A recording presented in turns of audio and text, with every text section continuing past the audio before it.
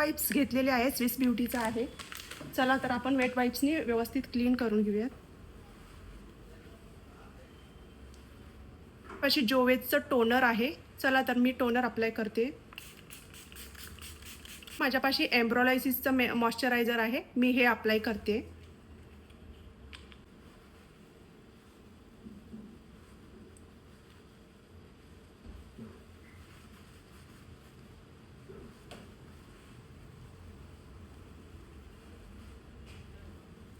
Skin व्यवस्थित hydrate झालं तर आपला मेकअपचा बेस एकदम व्यवस्थित निघून येतो. तुम्ही नक्की स्किनला हायड्रेट करूनच मेकअपला स्टार्ट करा.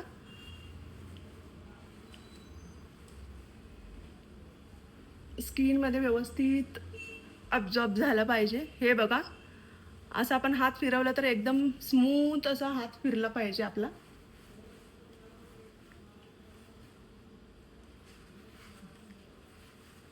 चला आपण आता कलर करेक्टिंग करून घेऊया. कलर करेक्टिंगचा मेकअप स्टुडिओचा ओरिएंटल शेड यूज करते.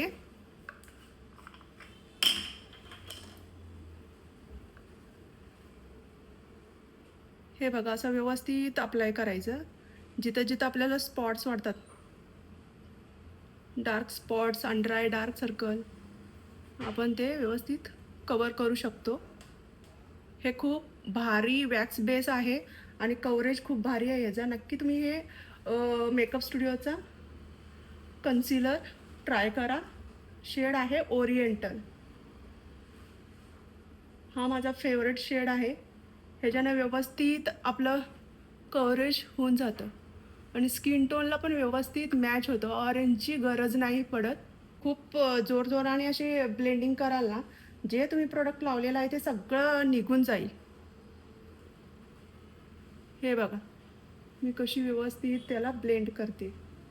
हे आहे फॉरएव्हर 52चा लिक्विड कन्सिलर. मी ह्याच्याने मेकअप कंप्लीट करणार आहे. शेड आहे 4.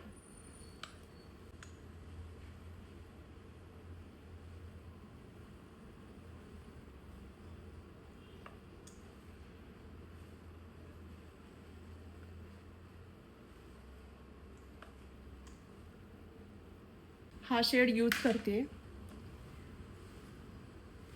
हे बघा, मी कशी ब्लेंडिंग करते. जास्त आपण त्याला प्रेशर द्यायचं नाही, व्यवस्थित आपलं लाईटली ब्लेंड करून घ्यायचं.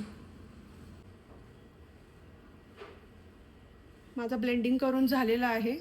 आता मी ह्याच्यामध्ये थोडंसं लाईटली 1 नंबरचा फॉरएव्हर 52चा 1 नंबर शेड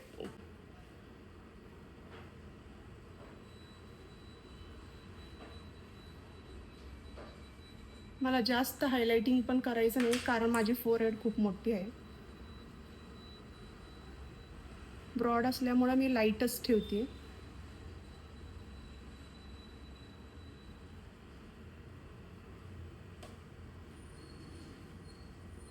हे बघा, मी कशी ब्लेंडिंग केलेली आहे. एकदम लाईट आलेला आहे. आता हा डर्माचा पावडर आहे, मी ह्याच्याने लॉक करते. आपला सेट करा, नाहीतर तुम्ही वर वर लावला आणि सोडला तर मेकअप लॉंग लास्ट होणार नाही. हे बघा, असं प्रेस करत तुम्ही सेट केला ना, मेकअप खूप उशिरापर्यंत टिकणार आहे. हे आय मॅजिकचा ब्लशर पॅलेट आहे, मी त्याच्याने ब्लश करणार आहे.